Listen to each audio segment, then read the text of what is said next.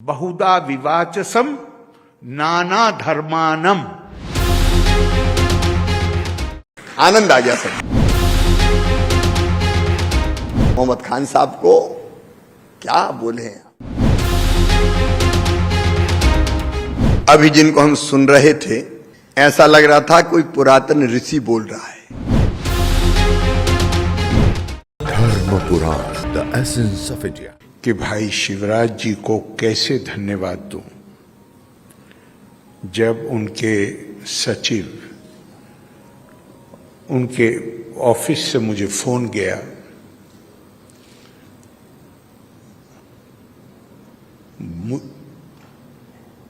मैं उस वक्त बेंगलोर में था और कार्यक्रम 6 आज के लगे हुए थे, लेकिन ये मौका मिले कि मैं जिसका आज संबंध आदि शंकराचार्य की जन्मभूमि से है, मैं जितना मालिक का शुक्र अदा करूं वो कम है कि मुझे उस राज्य का मुखिया होने का सौभाग्य मिला है। जिस क्षेत्र ने, जिस राज्य ने भारत को, विश्व को आदि शंकराचार्य के रूप में एक दार्शनिक, एक सबको एकता के सूत्र में पिरोने वाला दिया, और उस जन्मभूमि से संबद्ध होने के कारण मेरे दिल में कैसी भावना पैदा हुई होगी जब मुझे ये निमंत्रण मिला कि मैं उस कार्यक्रम में भाग लेने जा रहा हूं जो आदि शंकर की दीक्षा भूमि है। शंकर ज्ञान की प्राप्ति के लिए गुरु को तलाश करते हुए यहां पहुंचे, और हम आपका कभी धन्यवाद नहीं आपको दे सकते शिवराज जी।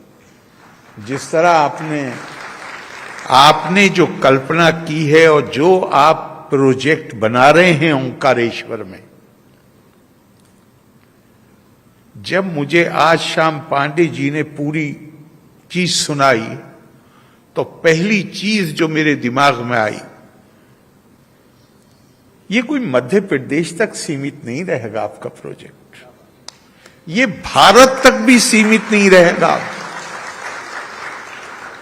इसका अंतर्राष्ट्रीय महत्व होगा, क्योंकि अद्वैतवाद को सीमित नहीं किया जा सकता, वेदांत को सीमित नहीं किया जा सकता। स्वामी विवेकानंद क्या कह रहे हैं अपने लगभग जीवन के अंत में?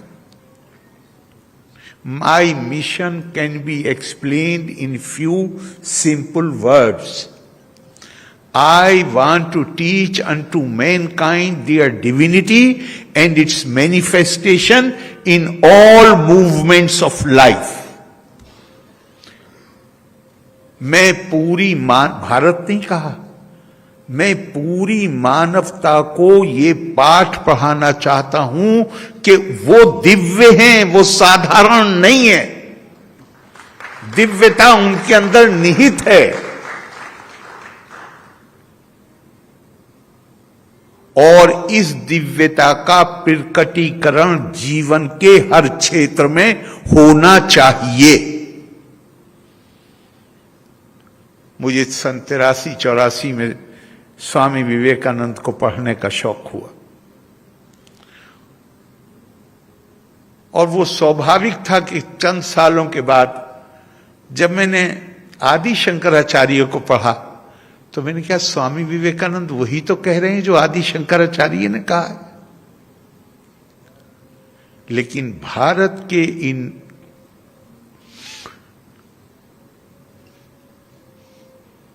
स्वयं आदि शंकराचार्य जी ने कभी ये दावा नहीं किया कि वो कोई बात अपनी तरफ से कह रहे।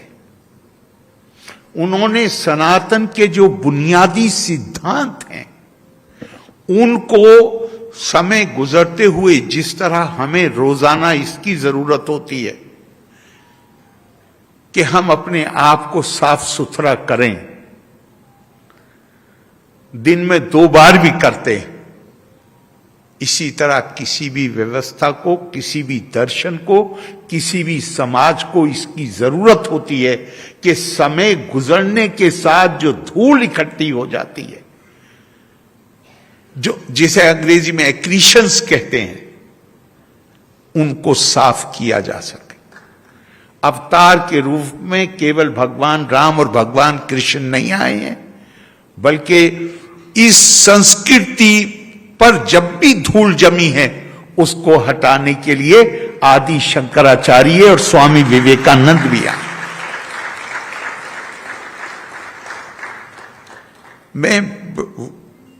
हमारी संस्कृति, आपने नाम दिया है आज एकात्म पर्व।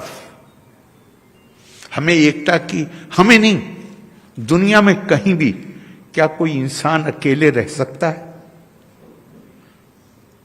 समाज में रहना होता है। उस समाज को अगर आगे बढ़ना है तो एकता की जरूरत होती। एकता का आधार क्या? मैं आपसे हाथ जोड़ के कहूंगा, बिल्कुल ताली मत बजाइए। अगर बात समझ में आए तो उसकी कोशिश करिएगा। एकता हमारी आवश्यकता है। एकता का आधार क्या हो, हमेशा से जरूरत है। जब से मानवता सभ्यता के रास्ते पर चलना शुरू की है, उसे एकता की जरूरत है। एकता का आधार क्या हो?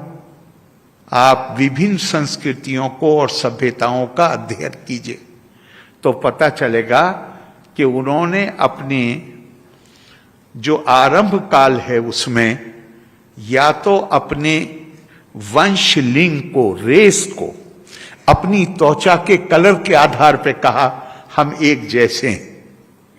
इसके कारण हमारे अंदर एकता होनी चाहिए। किसी ने कहा हम एक भाषा बोलते हैं, इसलिए हमारी एकता होनी चाहिए। किसी ने कहा हम एक तरीके से अपनी आस्था को अभिव्यक्ति देते हैं, विश्वास एक है, इसलिए हमारी एकता होनी चाहिए। भारत में क्या हुआ? आरंभ में आज तो पूरी दुनिया उसी रास्ते पे है, लेकिन मैं सभ्यताएं जो हुई हैं उनके आरंभ काल की बात कर रहा हूं। हमारी सभ्यता, हमारी संस्कृति की शुरुआत ऋग्वेदा कहता है, एकम सद विप्रा बहुधा वदंती। सच्चाई एक है, सत्य एक है। जो उसकी अनुभूति करते हैं वो उसे अलग अलग तरह से उसका बखान करते हैं। अथर्ववेद कहता है, बहुधा विवाचसम नाना धर्मानम।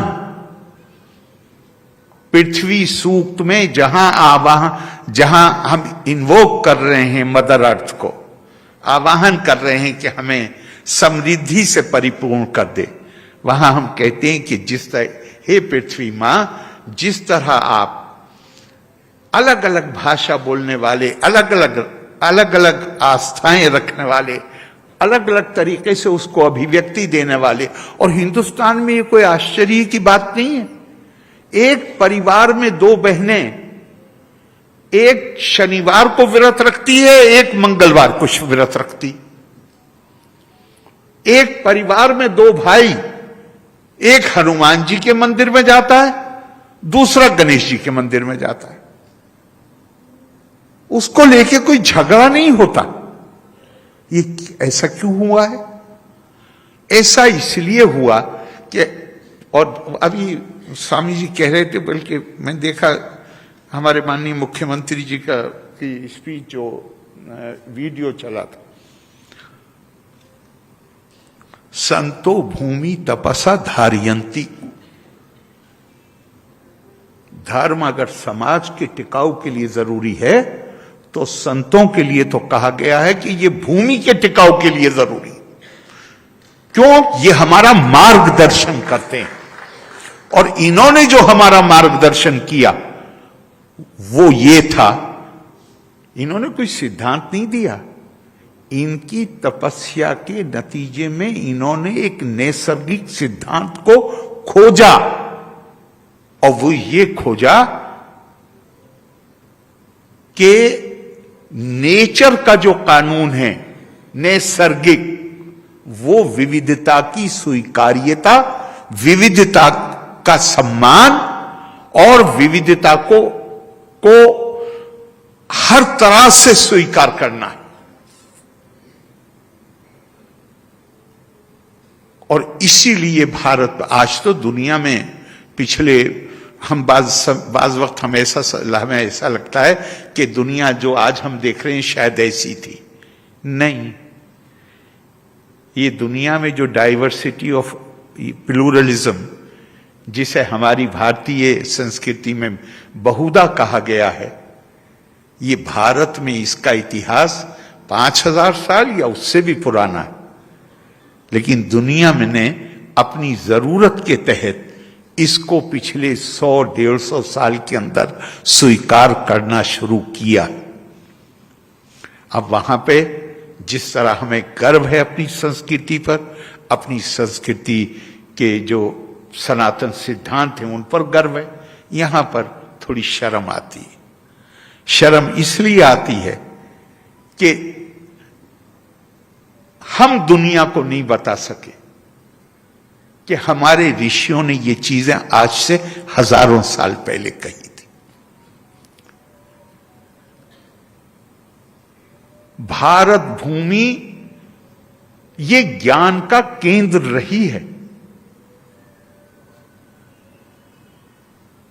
स्वामी विवेकानंद तो कहते हैं कि मानव जीवन का उद्देश्य ही ज्ञान की प्राप्ति है। लेकिन हमारे यहां हमने अपने ही लोगों को ज्ञान से वंचित कर दिया, उस गलती का एहसास हुआ। आज हम उससे बहुत आगे बढ़ चुके हैं। लेकिन वो ज्ञान क्या है? वो ज्ञान है कि जहां, अगर मैं स्वामी विवेकानंद के शब्द प्रयोग करूं तो उन्होंने अंग्रेजी में कहा है, मैं उसका फिर अनुवाद करता हूं। उन्होंने कहा कि knowledge is to find unity amidst diversity.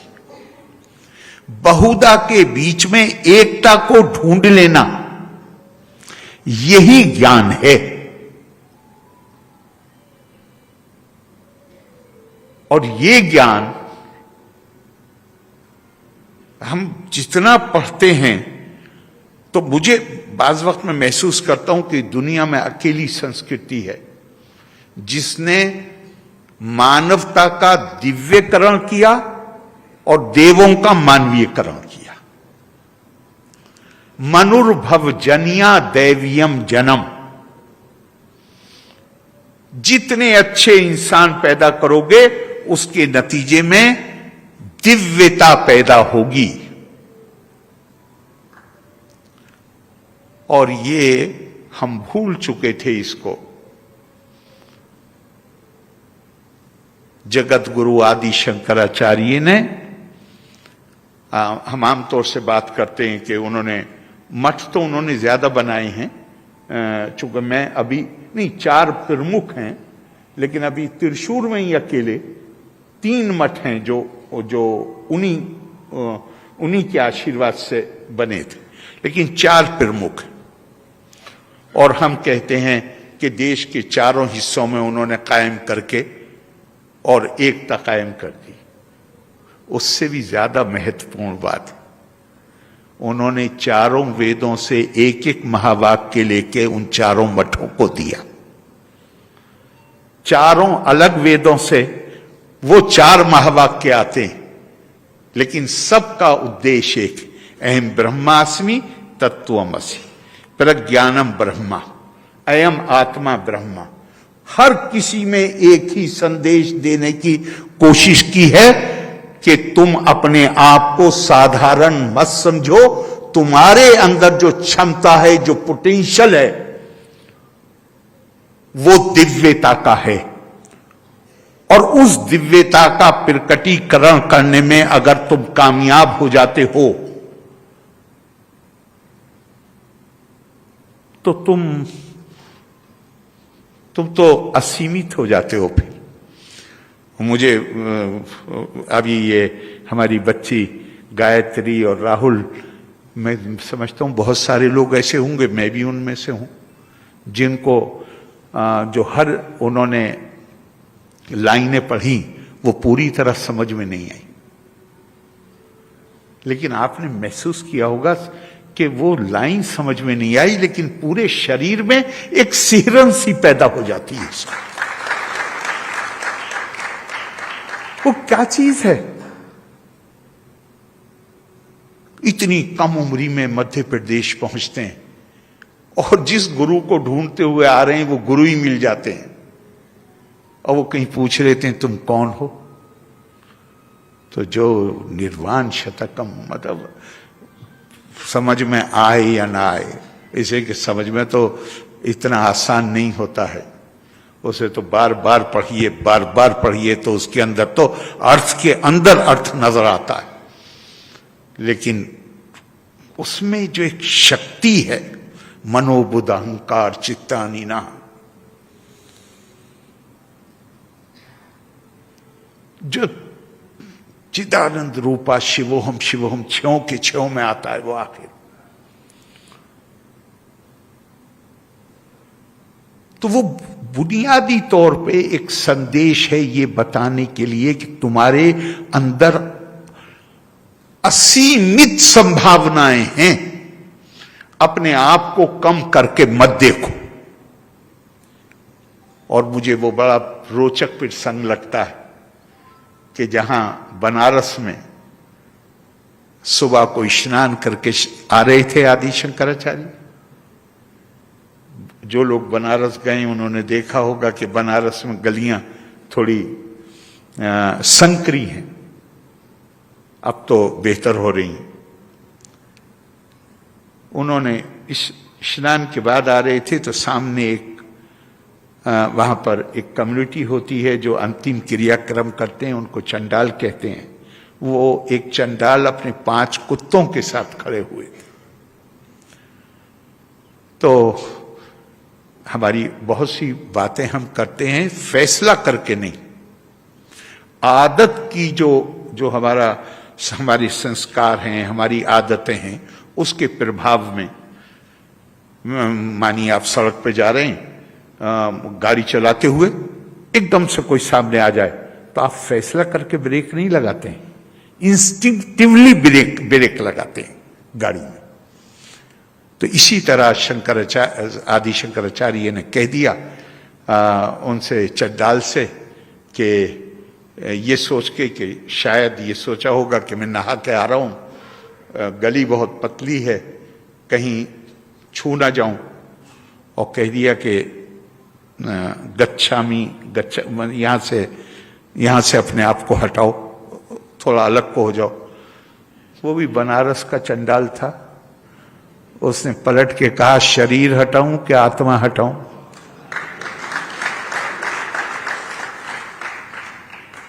Shankaracharya उसके पैरों में गिर गए। और मनीष पंचकम नाम की रचना क्या खूबसूरत है, बल्कि जो उसमें मुझे सबसे प्यारा 4 लाइनें लगती हैं वो आपने अपने उस पर भी छापी है। ब्रह्मे वाहा मिदम सर्वम जगत सकलम चिन्मात्र विस्तारितम सर्वम चैतद विद्याया तिर्गुणाया शेषा मया कल्पितम इत्थम यस्ये दृढ़ा मति सुक्तरे नित्या परे निर्मले चंडालोस्तु द्विजोस्तु गुरु रितेशा मनीषा मम। जो ये जान गया, जिसके ने अपने अंदर ये क्षमता पैदा कर ली कि वो सारी सृष्टि को और सब लोगों को एक नजर से देख सके, अपनाइयत, एकात्म एकता पैदा होती है अपनाइयत से। अपनाइयत का आधार हम ढूंढते हैं, हमारा परिवार है, हमारी जाति है, हमारे साथ पढ़ा हुआ है, या कोई ढूंढते हैं। जगत गुरु का संदेश है कि अपनाइयत का आधार आत्मा है। हर वो जिसके अंदर आत्मा है वो हमारा अपना है। उससे जानवर और पेड़ों को भी बाहर नहीं किया जा सकता।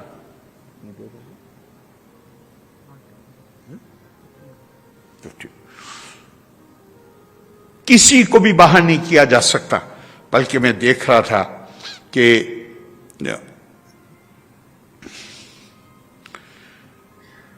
किसी ने भाष्य में, गीता भाष्य में वो खुद ही कहते हैं कि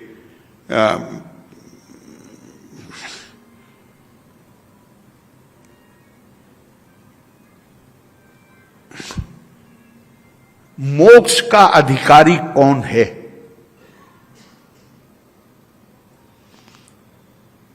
कौन इसका अधिकारी है कि उसके पास ज्ञान, वो मोक्ष प्राप्त कर सके? क्या जवाब दिया है जगत गुरु ने? उन्होंने कहा पुरुष मात्र संबंधी भी, जिसके अंदर ह्यूमन एलिमेंट है, जो मानव है, मानवता को स्वीकार करता है, आत्मा को स्वीकार करता है, उसका यह अधिकार है कि वो ज्ञान प्राप्त कर सके और मोक्ष प्राप्त कर सके। ऐसे शंकर को हम कहेंगे कि वो जो समाज में भेदभाव हैं, क्या कभी वो उसके पक्ष में बोल सकते थे? कह रहे हर व्यक्ति, हर इंसान, हर मानव इसका अधिकारी है। और अभी स्वामी जी बता रहे थे, कैसा खूबसूरत 4 लाइनें हैं, गौर करिए। त्वयि मयि चान्ने तिरेको विष्णु व्यर्थम कुप्पसी मय्यस हिषु भव समचि सर्वत्र त्वम वांछस्य चिराद्य आदि विष्णुत्वम। मैं और आप या कोई भी, हम सब एक्चुएट होते हैं। हम अपने आप, जो कुछ भी हम कर्म करते हैं, जो सोचते हैं, जो भी हमारी गतिविधियां हैं, ये हमारी सब एक्चुएट होते हैं त्वयि मयि चान्ने त्रैको विष्णु। और जब ये नाम आते हैं ना, तो एक बात हमेशा ध्यान रखिएगा कि भारत में अनेकों नाम लिए गए हैं उसी एक सच के लिए। इसका मतलब ये नहीं है कि वस्तु, नाम का भेद है, वस्तु भेद नहीं है। आकाशात पतितम तोयम गच्छति सागरम सर्वदेवा नमस्कारा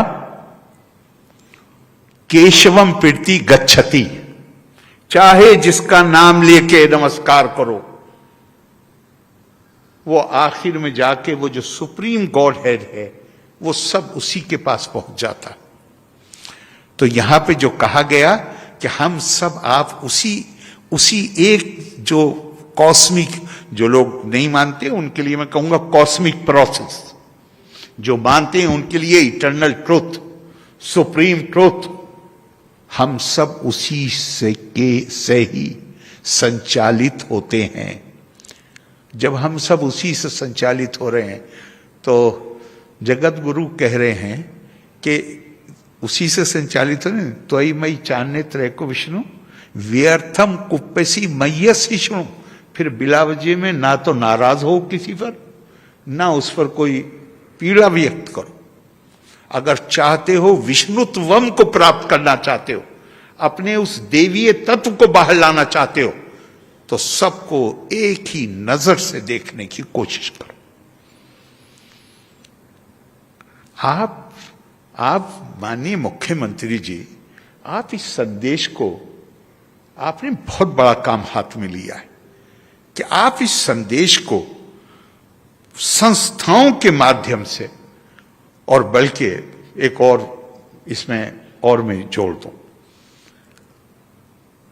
अब ये आदि गुरु शंकराचार्य ही कह सकते हैं। और मैं समझता हूं, मुझे पता नहीं शिवराज जी ने पढ़ा है या नहीं पढ़ा है, लेकिन जिस तरह ये भाषण कर रहे थे, मुझे लगा कि ये पूरी भावना आपके अंदर मौजूद है। जिस तरह से मैंने आपको भी भाषण करते हुए सुना है। जगत गुरु कहते हैं, राज्यम नरेंद्र से भटस्य खेटका, तयोर पोहे न भटो न राजा। जो शासक है और जो दरवाजे पे गार्ड खड़ा हुआ है, सिर्फ उपाधि का फर्क है और यूनिफॉर्म का फर्क है। उसको निकाल दो, उपाधि को हटा दो और यूनिफॉर्म को हटा दो, दोनों के अंदर कोई अंतर नहीं है।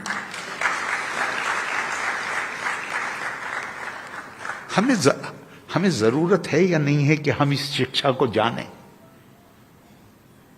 हमें जरूरत है या नहीं है कि हम इस पर के अनुसार आचरण करें? और अगर हम इस शिक्षा के अनुसार आचरण करेंगे, दुनिया की कोई ताकत है कि जो फिर हमें, जो हमारी, जिसका मैं मानता हूं अपनी, हम आज नालायक हो सकते हैं, लेकिन हमारी ज्ञान परंपरा इतनी भारी है कि भारत का अधिकार है कि भारत को विश्व गुरु होना ही चाहिए। फिर क्या कोई हमें रोक सकता है? फिर कोई नहीं रोक सकता हमें। लेकिन वो कभी कैसे होगा? वो भी ऐसे होगा कि हमारे ऋषियों ने कल्पना, उनकी कल्पना क्या थी? विश्व गुरु का क्या मतलब है? आप 10वीं 11वीं सदी के, अभी यूरोप में रेनेसा नहीं शुरू हुआ, आप जो अरब इतिहासकार हैं उन्हें पढ़िए। मैं जितने 5-6 नाम अभी गिना सकता हूं आपको, वो सब के सब ये कहते हैं पहले अध्याय में अपने, कि दुनिया में 5 बड़ी सभ्यताएं हैं। रोम अपनी सुंदरता के लिए, ईरान अपने वैभव के लिए, चीन अपनी कौशल के लिए, तुर्क अपनी बहादुरी के लिए जाने जाते हैं, और भारत ज्ञान और विज्ञान की परंपरा के लिए जाना जाता है। और ये ज्ञान विज्ञान की परंपरा, ज्ञान विज्ञान सहितम, ये भी गलतफहमी किसी को नहीं होनी चाहिए कि हमारे ऋषि मुनियों ने सिर्फ जाके यही गौर किया कि इयम विसृष्टि यता भूव यदि व ददे यदि व, हम कहां से आए हैं, कहां जाना है, केवल ये नहीं।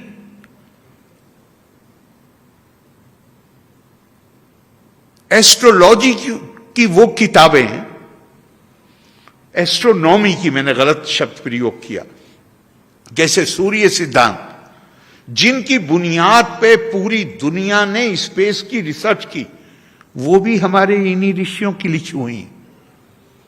तो उन्होंने क्या कल्पना थी उनकी कल्पना थी, विश्व गुरु की जो कल्पना है, उनकी कल्पना थी, एतद् देशा परशु तस्या सकाशाद अग्रज अन्मन स्वम स्वम चरित्रम शिक्षेरण पृथ्वीयम सर्वम आनव। भारत की जो उन्होंने कल्पना, भारत क्या होगा? भारत ज्ञान और विज्ञान का ऐसा बड़ा केंद्र होगा, हब ऑफ नॉलेज, कि जहां विभिन्न सभ्यताओं और विभिन्न देशों के लोग भारत के बारे में नहीं, अपनी अपनी सभ्यता और संस्कृति और अपने फेथ ट्रेडिशन को पढ़ने के लिए भारत आएंगे। तो हमारे गुरु कैसे होंगे? अगर एक क्रिश्चियन यूरोप से चल के ही भारत आ रहा है क्रिश्चियनिटी पढ़ने के लिए, अगर एक अरब दुनिया से आ रहा है इस्लाम पढ़ने के लिए, तो हमारे गुरु कैसे होंगे? ये कल्पना हमारे ऋषियों ने की थी, और ये हमारी असल धरोहर है।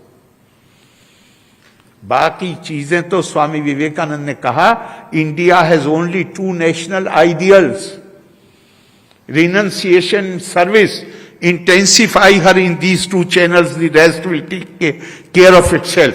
लेकिन अगर हम उनसे पहले के अपने ऋषियों को पढ़ें तो वहां पता चलता है कि वो ये कहते हैं कि भारत का जो जीनियस है, जो विशेषता है, वो है ज्ञान और विज्ञान। इसमें पारंगत हो जाओ, बाकी चीजें खुद ब खुद ठीक हो जाएंगी। और आपने इस मामले में बहुत ही सकारात्मक पहल दी है।